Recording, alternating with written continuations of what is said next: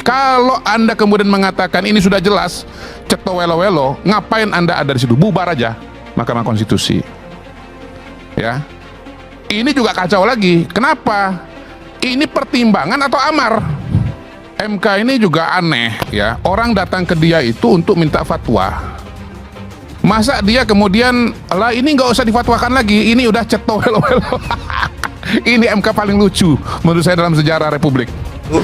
Saya kira ini keputusan yang bagus dan KPU harus segera melaksanakan ini, dan ini terjadi di lebih dari 36 pilkada yang juga akan menghadapi masalah yang sama dengan Jakarta. 5%. Jadi ngapain lagi tuh MK bikin angka-angka baru itu? Menurut saya itu keblinger ya. Ya, sebentar, saya dulu. Sebelum salah jauhnya begini. Nggak apa-apa, nanti kita tanggapin. 25% suara itu tetapi hanya khusus yang punya kursi gitu lah. Kalau bandel, MK sudah mengancam nanti dalam sengketa pilkada bisa didiskualifikasi calon tersebut. Walaupun misalnya katakanlah menang misalnya, ya, digugat, ya, batal. MK sudah mengancam dengan putusannya hari ini. Oke. Dan tepuk tangan itu rakyat yang menginginkan ada calon pilkada yang maju adalah yang diharapkan oleh rakyat. Mengajukan yudisial Jangan salah, review, Bu. PDI Perjuangan atau partai lain. Partai lain nggak bisa dibantah itu. Sama dengan misalnya yudisial review terhadap salah Gibran. adalah meloloskan Gibran. Itu yang Ya. Di MK itu ada aturan yang termuat dalam Undang-Undang MK, Undang-Undang Nomor 24 Tahun 2003, bahwa putusan itu berlaku sejak dibacakan dalam sidang yang terbuka untuk umum. Itu seluruh putusan MK seperti Seluruh itu. putusan MK Baik. kecuali dinyatakan lain oleh putusan itu. Ya. Kan ada yang putusan mengatakan berlaku 2 tahun lagi dan lain sebagainya.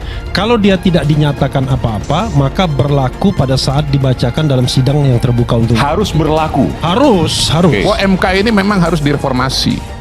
Harus ada revisi Undang-Undang MK. Karena MK ini sudah kebablasan. Dia menguji undang-undang, dia juga nulis undang-undang, kebablasan. Sudah banyak kasus di mana MK itu sok tahu, mohon maaf. Terangkan KPU secara langsung masih memberikan ruang bahwa ini tidak serta-merta berlaku. Akan dihadapkan dengan kotak kosong atau dengan calon boneka. Nah, dengan adanya ini akan menjadi lebih adil dan lebih baik, sehingga masyarakat yang di daerah itu supaya tenang. Masih ada waktu 9 hari lagi ya untuk menyiapkan segala sesuatunya. Jadi MK ini menurut saya nggak pernah hati-hati dengan keputusan-keputusannya, ya. Ini MK harus direformasi. Termasuk Tugas MK itu kembalikan saja menguji undang-undang terhadap undang-undang dasar. Kalau dianggap bertentangan dengan undang-undang dasar, tolak. Tapi bagaimana rumusan barunya, teman-teman mahasiswa ya, itu harus dikembalikan kepada DPR. Dan itu sifatnya erga omnes, artinya mengikat semua pihak. Kita semua terikat, KPU terikat, Presiden terikat, Menteri terikat, Pratikno terikat, ya kan? The Messenger terikat semuanya ya.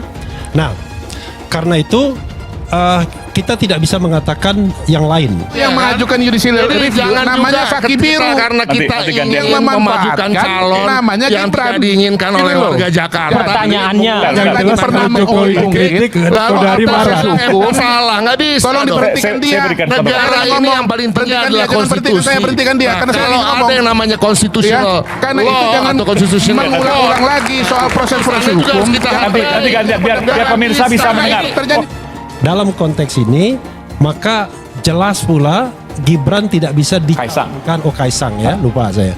Saya selalu ingat kakaknya sih. Karena kakaknya ya yang selalu ya. Kaisang tidak bisa dicalonkan baik sebagai gubernur maupun wakil gubernur. Karena Desember baru usia 30 tahun, Desember 2024 Ya. nanti. Dan supaya diingat bahwa putusan Mahkamah Konstitusi itu berlaku sejak Palu diketok.